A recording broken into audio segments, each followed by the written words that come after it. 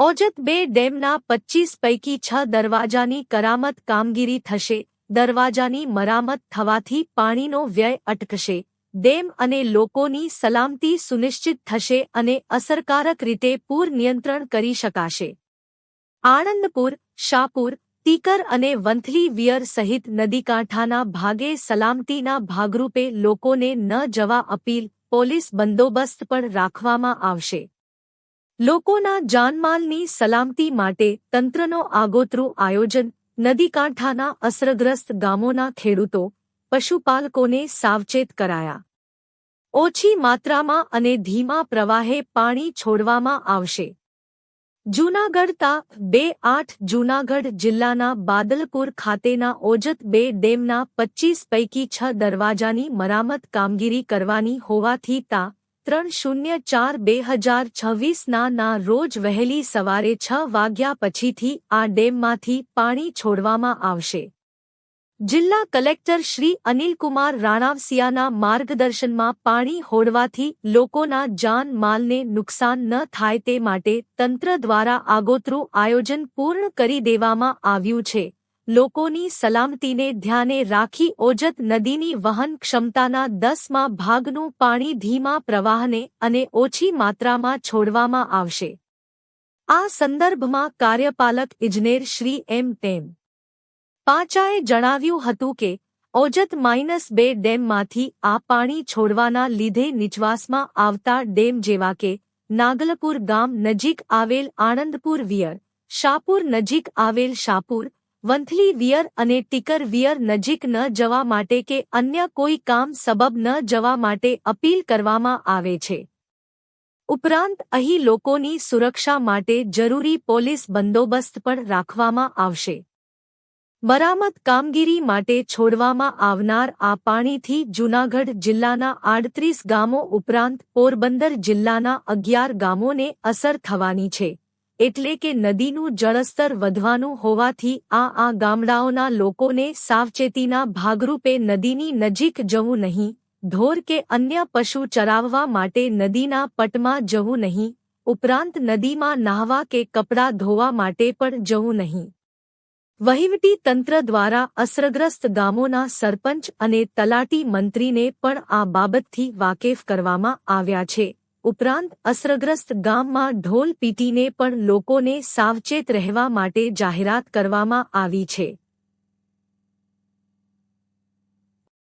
ઓજત 2 ડેમની મરામત કામગીરીને ધ્યાને રાખી 318 મિલિયન ક્યુબિક ફીટ જેટલો પાણીનો જથ્થો છોડવામાં આવશે. મહત્વનું છે કે ઓજત 2 ડેમના 6 દરવાજાના મરામત કામગીરીથી પાણીનો વ્યય અટકશે.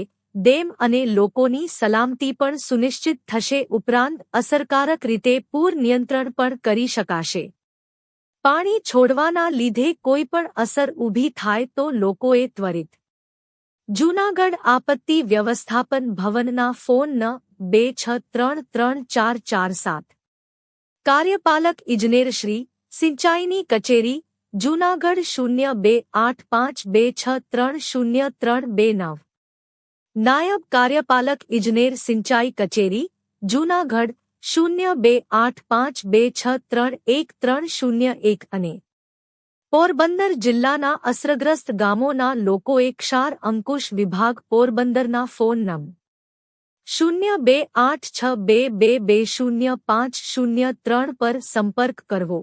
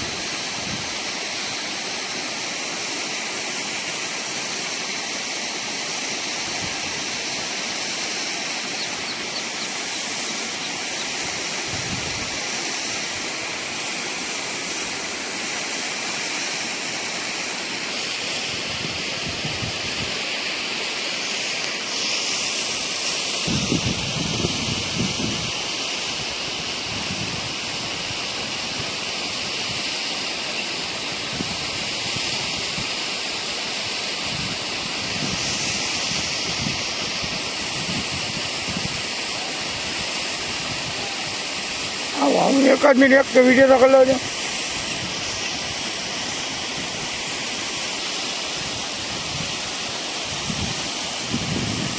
હાલો હાલો એક જ મિનિટ આવું.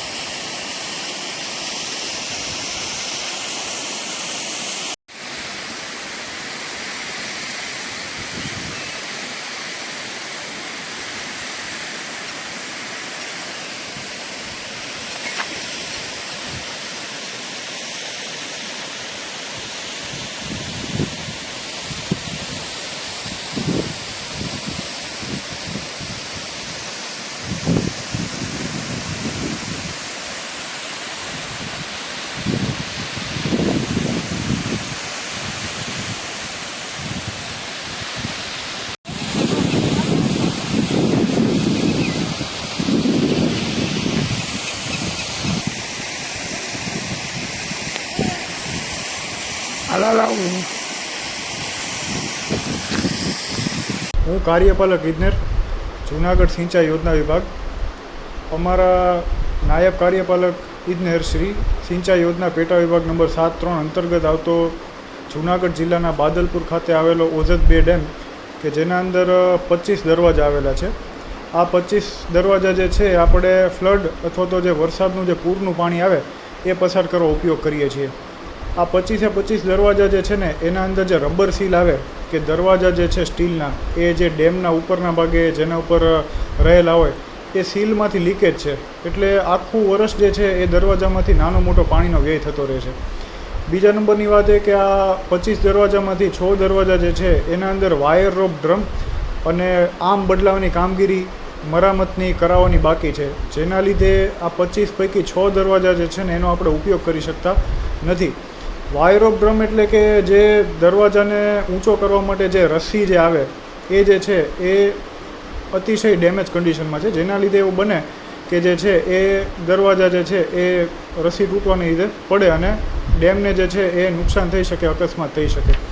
તો પાણીનો વ્યય અટકાવવા માટે થઈ, ઉપરાંત ડેમની સલામતી સુનિશ્ચિત કરવા માટે, ઉપરાંત લોકોની સલામતી સુનિશ્ચિત કરવા માટે થઈને આપણે આ ડેમની મરામત કામગીરી કરવી ખૂબ જ જરૂરી બને છે. સરકારશ્રી દ્વારા આ વર્ષે ડેમ ખાલી કરવાની મંજૂરી આવી ગઈ છે. ડેમ ખાલી એટલે કે ડેમ જે છે ને દરવાજાની નીચેની સપાટી સુધી ખાલી કરવાનો છે, એટલે કે દરવાજા ઊંચા કર્યા પછી ડેમની અંદર પાણી હશે.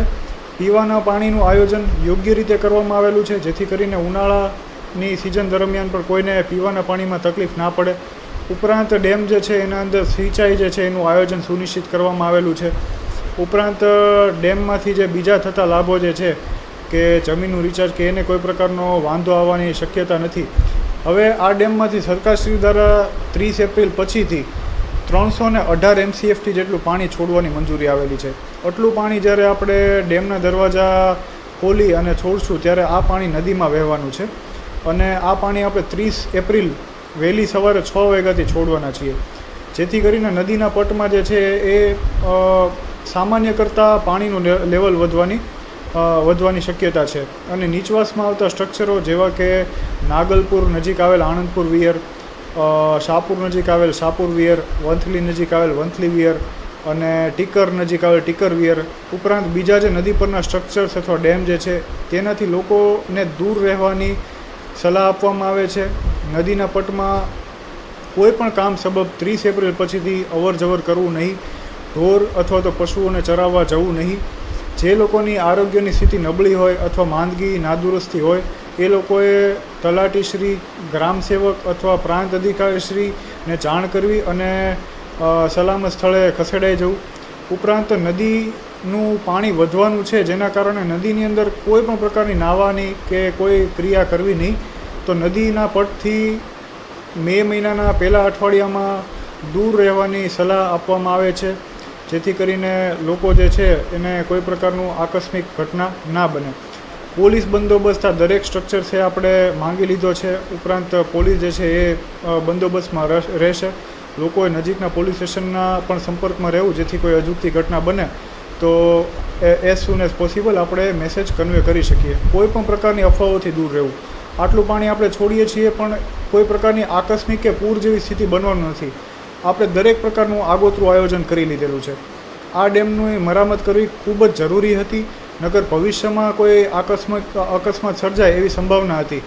એટલા માટે થઈને સરકારશ્રીએ જે છે એ પાણી પહેલાં પાળ બાંધી છે.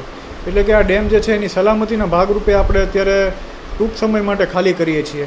આની ભવિષ્યમાં કોઈ પ્રકારની નેગેટિવ ઇફેક્ટ કે નકારાત્મક અસર નથી આવવાની. આ કામ કરવું લોકો માટે ખૂબ જ જરૂરી હતું. આ ડેમમાંથી 300 જેટલા ગામોને પીવાનું પાણી મળે છે, ઉપરાંત સિંચાઈ થાય છે અને બીજા ઘણા બધા આડકતરા લાભો આ ડેમમાંથી થાય છે. તો આ ડેમ જે છે એ યથાવત સ્થિતિમાં સલામત બન્યો રહે માટે આ કામ કરવું ખૂબ જ જરૂરી હતું. આપણે નદીમાં જે પાણી છોડવાના છીએ ખૂબ જ ધીમા પ્રવાહે છોડવાના છીએ અને ઓછી માત્રામાં છોડવાના છીએ, જેથી કરીને કોઈ પ્રકારની પૂર અથવા પાણી ભરવાની સ્થિતિ જોવા મળે એવી સંભાવના ખૂબ જ ઓછી છે. પણ લોકોની સલામતી માટે થઈને આપણે એમને નદીથી દૂર રહેવાનું જણાવીએ છીએ. નદીનું જે કેપેસિટી છે, એની જે ક્ષમતા છે, એના કરતાં માત્ર 10મા ભાગનું પાણી આપણે એમાંથી વહેણ કરાવવાના છીએ. એટલે પૂરજનક કે ભયજનક કોઈ સ્થિતિ નથી, પરંતુ સલામતીના ભાગરૂપે નદીથી દૂર રહેવું. આ નદી જે છે એના અંદર આ પાણી છોડવાના લીધે જૂનાગઢ જિલ્લાના કુલ 38 જેટલા ગામોને અસર થવાની છે અને પોરબંદર જિલ્લાના કુલ 11 જેટલા ગામોને અસર થવાની છે, જે કંઈક આ મુજબ છે. જૂનાગઢ જિલ્લાના જૂનાગઢ તાલુકાના ગામો આ પ્રકારના છે: બાદલપુર, રામેશ્વર, બેલા, મેવાસા, બાવાનું, આણંદપુર, પ્રભાતપુર, ઇટાળા અને સણાથા. ત્યારબાદ જૂનાગઢ જિલ્લાના માણાવદર તાલુકાનું પીપલાણા, કોયલાણા, મટિયાણા, આંબલિયા અને પાદરડી. ત્યારબાદ જૂનાગઢ જિલ્લાના મેંદરડા તાલુકાનું નાગલપુર ગામ, જૂનાગઢ જિલ્લાના કેશોદ તાલુકાનું બામણાસા, બાલાગામ અને ઇન્દ્રાણા. વંથલી તાલુકાના ઘણા બધા ગામો ઇફેક્ટેડ થવાના છે, જે છે સુખપુર, રાયપુર, સોનાડી, ગાંઠીલા, તણખુલિયા, શાપુર, નાના કાજલિયા, મોટા કાજલિયા, કણઝડી, કણઝા, વંથલી, ટીનમસ, આખા, ટીકર, પાદરડી અને સાંતલપુર.